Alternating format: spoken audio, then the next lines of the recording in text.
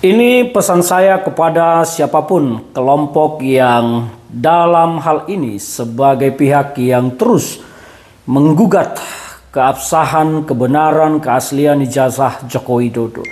Saran saya sebaiknya berhentilah bermain tentang isu ini dalam tataran opini semata.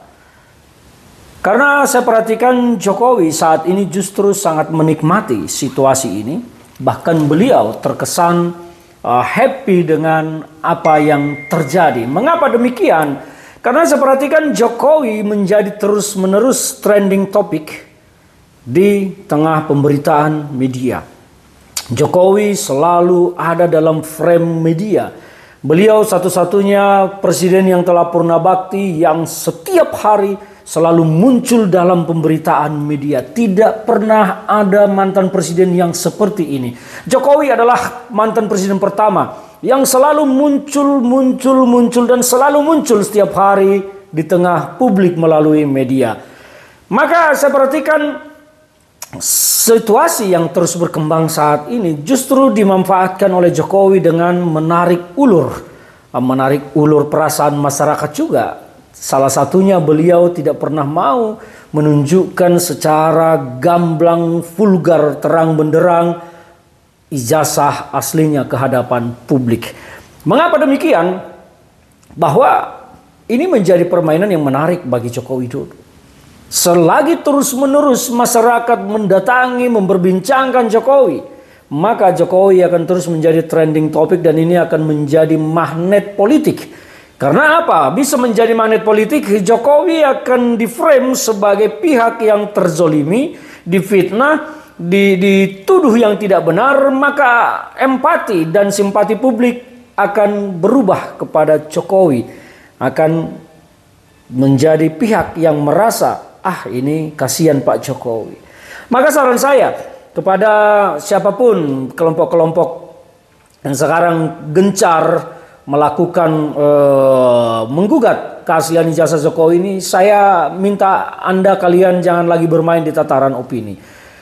Ajukan saja gugatan secara resmi di pengadilan untuk pembuktian ijazah keaslian ijazah Jokowi, karena masyarakat secara hukum memiliki legal standing untuk mempertanyakan itu karena Jokowi pernah menjabat sebagai presiden, sebagai gubernur dan sebagai wali kota.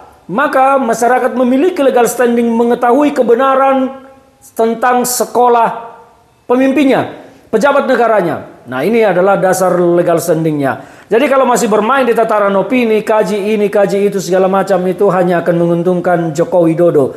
Jadi apalagi saya perhatikan betul-betul Jokowi memainkan perannya cukup cerdas.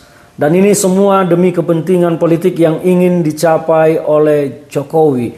Kita tahu Jokowi ini adalah seorang politisi yang unik, langka di Republik ini. Semua tahu bagaimana Joko Widodo sejak awal dihina, direndahkan, dihujat seperti pelangak pelongok segala macam.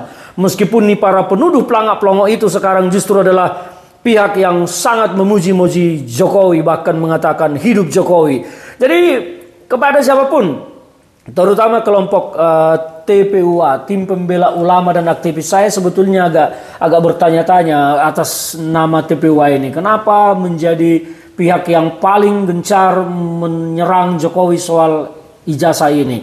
Saya melihat ada kaitan-kaitan dengan balas dendam politik, balas dendam atas apa yang terjadi selama ini yang dilakukan oleh Jokowi kepada kelompok ini. Mungkin juga ada kaitannya dengan peristiwa KM50 segala macam. Maka kelompok ini ada yang mensupport di belakang. Nah, siapa yang mensupport ini? Kemungkinan ya kelompok-kelompok yang masih terus-terus dari dulu sampai sekarang melihat Jokowi sebagai Jokodok. Mohon maaf saya menggunakan itu karena ini adalah realita yang terjadi.